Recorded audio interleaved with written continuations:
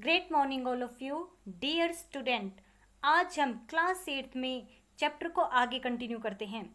तो देखिए अब तक कहानी में क्या होता है कि जो डॉक्टर चड्ढा होते हैं उनके बेटे को सांप ने डस लिया होता है और कई महाशयों को बुलाया गया है, लेकिन सबने एक ही बात कही कि अब यह नहीं बच सकता, कोई फायदा नहीं। फिर शहर से दूर एक बस्ती में एक खाली पड़ी झोपड़ी में एक बूढ़ा और बुढ़िया सर्दियों की रात काट रहे थे, यानी जाड़े की रात काट रहे थे। वहां पर एक आदमी ने उनके दरवाजे पर दस्तक दी तो भगत ने जैसे ही दरवाजा खोला उन्होंने उस आदमी से पूछा कि आपको यहाँ क्या काम है। तो उन्होंने कहा कि डॉक्टर चड्ढा के लड़के को सांप ने डस लिया है। उन्होंने फिर भगत ने कहा वही डॉक्टर चड्ढा ना जो छावनी वाले बंगले में रहते हैं। उन्होंने कहा हाँ वही डॉक्टर चड्ढा, तो क्या आप उनके लड़के को देखने के लिए जाओगे। तो आज हम यहाँ से आगे कंटिन्यू करते हैं, तो देखते हैं कि जो भगत होता है वो डॉक्टर चड्ढा के लड़के को देखने जाते हैं या नहीं, क्योंकि ये वही डॉक्टर चड्ढा हैं जिन्होंने भगत के लड़के को देखने के लिए मना कर दिया था। और 6 लड़कों में सिर्फ इकलौता इनका एक सहारा बचा हुआ था जो आज उनके पास नहीं था, जो जिनकी मृत्यु हो चुकी थी। तो देखिए डॉक्टर चड्ढा के लड़के को देखने के लिए भगत जाते हैं या नहीं। तो ध्यानपूर्वक इस चैप्टर की कहानी देखिए। बेटा सबसे पहले हम चैप्टर से रिलेटेड वर्ड मीनिंग लर्न करते हैं जो आपके चैप्टर में आए हुए हैं। पीड़ादायक क्षण, सबसे पहले है पीड़ादायक क्षण यानी कष्ट देने वाला पल। पीड़ादायक क्षण मीन्स कष्ट देने वाला पल। निर्णय, निर्णय होता है मत, निर्णय मीन्स मत। अनकहे, अनकहे होता है बिना कहे हुए, अनकहे मीन्स बिना कहे हुए। नेक्स्ट देखिए समीकरण, समीकरण मीन्स गणित का विशेष अध्ययन करना, यानी गणित का विशेष अध्याय। समीकरण क्या होता है, गणित का एक विशेष अध्याय। एक बार और हम लर्न कर लेते हैं। पीड़ादायक क्षण यानी कष्ट देने वाला पल, पीड़ादायक क्षण मीन्स कष्ट देने वाला पल। निर्णय मत, अनकहे बिना कहे हुए। समीकरण गणित का विशेष अध्याय, यानी गणित का विशेष अध्याय क्या कहलाता है, समीकरण। चलिए हम चैप्टर को स्टार्ट करते हैं और ये डिफिकल्ट वर्ड मीनिंग जो आपके वो चैप्टर में आएंगे और ध्यान देना कि इनका सेंटेंस के अकॉर्डिंग कैसे इनका यूज होता है। तो देखिए बेटा हम स्टार्ट करते हैं कि उनके अध्यापक जब वो लगातार देरी से पहुंचते हैं तो उनके अध्यापक क्या करते हैं, उनसे नाराज हो जाते हैं। तो देखिए आगे क्या होता है, तुम लोग ठीक समय पर बस स्टॉप क्यों नहीं पहुंचते। उनके अध्यापक क्या बोलते हैं, रवि और जो रवि होता है और जो उनकी बहन होती है, उनकी जुड़वा बहन लेखिका, वे जब देरी से बस स्टॉप पर पहुंचते, लगातार 5 दिन से देरी से बस स्टॉप पर पहुंच रहे थे, तो उनका अध्यापक उन्हें पूछता है तुम लोग ठीक समय पर बस स्टॉप क्यों नहीं पहुंचते। उन्होंने डांट कर कहा यह तरीका ठीक नहीं है। उन्होंने डांट कर उन्हें क्या क्या कहा कि यह तरीका उनका ठीक नहीं है। हम लोगों ने चुपचाप सिर झुका लिया, जानते थे कि हमें हार माननी ही पड़ेगी। इसके बाद से हम लोग सही समय पर बस स्टॉप पहुंचते और बस रवाना होने तक शंकर साहब के साथ कई पीड़ादायक क्षण गुजारते थे।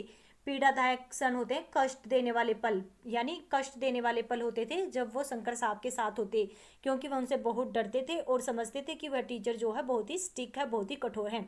वे हमारे अंकों के बारे में सवाल पूछते और जब हमारे अंक कम रहे होते तो बहुत ही अप्रिय अंदाज में गुर्राते, अप्रिय अंदाज में उन्हें गुर्राते थे, उनकी तरफ नाराजगी भरे स्वर में बोलते थे, तुम लोग आजकल बिल्कुल नहीं पढ़ते हो। और फिर अध्यापक उन्हें क्या कहता है कि तुम लोग बिल्कुल नहीं पढ़ते हो। उन्होंने क्रोध में एक दिन कहा, यानी तुम लोग बिल्कुल नहीं पढ़ते। फिर कहते हैं उन्होंने क्रोध में एक दिन यानी गुस्से में उन्हें एक दिन कहा, या तो टीवी देखते रहते हो या फिर समय बर्बाद करते रहते हो। इस बारे में कुछ कहना, यह मतलब कि कुछ तुम्हें करना पड़ेगा, यानी मुझे कुछ करना पड़ेगा, करना तो मुझे ही पड़ेगा। आज मैं बाहर नहीं निकलूंगी, मैंने शाम को रवि से कह दिया। ये वाक्य किसने कहे हैं, लेखिका ने अपने भाई रवि से क्या कहा है कि करना तो मुझे ही पड़ा। आज मैं बाहर नहीं निकलूंगी, मैंने शाम को रवि से कह दिया, क्योंकि उनके अध्यापक ने उन्हें क्या कह दिया था कि वे समय पर बात करते रहते हैं, इधर उधर खेलते कूदते रहते, टीवी देखते हैं, इस बारे में उन्हें कुछ करना पड़ेगा। तो फिर लेखिका कहती मैं आज बाहर नहीं निकलूंगी, मैंने शाम को रवि से कह ही दिया। क्यों, हमने होमवर्क तो कर ही लिया है। फिर रवि कहता है कि आप शाम को निकलोगी क्यों नहीं, हमने होमवर्क तो कर ही लिया है। नहीं, तुम्हें तो मालूम है हम पर किसकी निगाह है, समय बर्बाद करते हुए पकड़े जाने की मेरी तो कोई इच्छा नहीं है।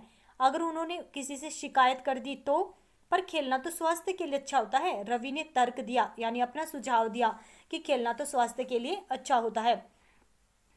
राय साहब हमेशा ऐसा कहते हैं, मालूम है ना। राय साहब हमारे व्यायाम शिक्षक थे और रवि के आदर्श भी। यानी अब राय साहब के विषय में बताया, जो उनके व्यायाम के, योगा के जो उनके शिक्षक थे, उनको उनके विषय में बताया कि वो कहते हैं कि खेलना तो स्वास्थ्य के लिए अच्छा होता है, और वह रवि के आदर्श भी थे। आगे देखिए क्या होता है। कुछ नहीं, मैं बोली, मैं बाहर की सीढ़ियों पर बैठती हूँ और वहीं पढ़ूंगी।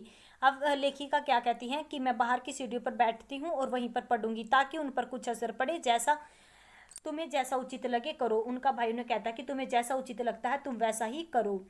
अब आगे देखिए। यस बेटा, आगे स्टार्ट करते हैं।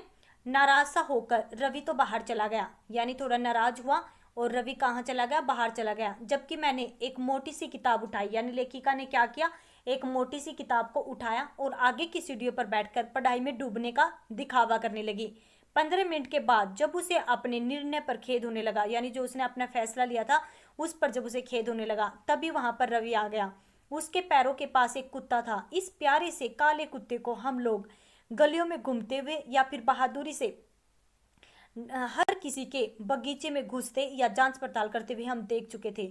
हमने उसे अगले मकान में जाते देखा था और उसकी खैर मनाते हुए देखा था। यानी अगला मकान किसका था, उनके पड़ोसी, उनके पड़ोसी भी और उनके अध्यापक थे शंकर साहब, उनका। वहां पर उनको जाते देखा, उनकी खैर मनाते देखा, क्योंकि वो ये मानते थे कि वो जो अध्यापक है बहुत ही कठोर हैं और एक कुत्ते को तो वो बिल्कुल भी बर्दाश्त नहीं करेंगे।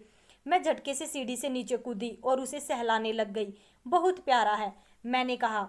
यानी लेखिका ने क्या कहा, यह तो बहुत प्यारा है।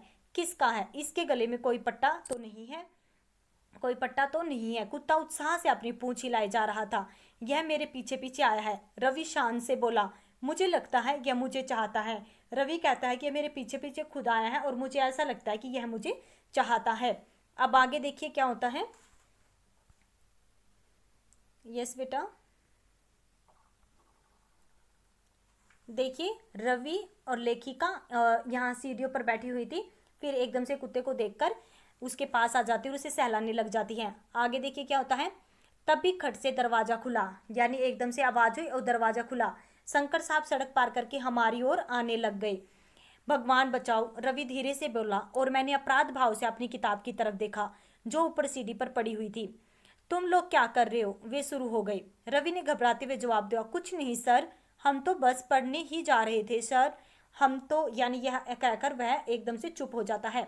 चुप रहो और मेरी बात सुनो। फिर उनके अध्यापक कहते हैं कि चुप रहो और मेरी बात सुनो। शंकर साहब ने फटकार लगाई, यह मेरा कुत्ता है। मैं सोच रहा था कि यह गया कहाँ। हम आश्चर्य से देखते रहे। कुत्ता हंसी खुशी से उछल कूद करता हुआ अपने मालिक के पास पहुंच गया। देखते ही देखते उस घर के अंदर गायब हो गया। क्या हो गया, वह उस घर के अंदर गायब हो जाता है। आगे देखिए, चलो, रवि बोला। उसके शब्द में बहुत से अनकहे मायने छिपे हुए थे। अनकहे होते बिना कही हुई कुछ बातें। यानी रवि कहता है कि वह जो कुत्ता है उसके सवर में कुछ अनकहे मायने छिपे हुए थे।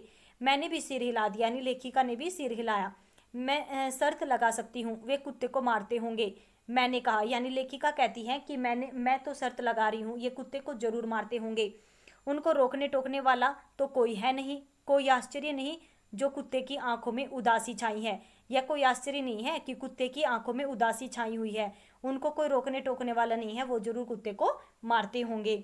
आगे देखिए। यस बेटा, आगे स्टार्ट करते हैं। अच्छा ऐसा, रवि फिर बोल पड़ा। रवि क्या बोलता है कि अच्छा ऐसा हुआ है। रवि बोल पड़ा, तुम्हें कैसे पता लगा?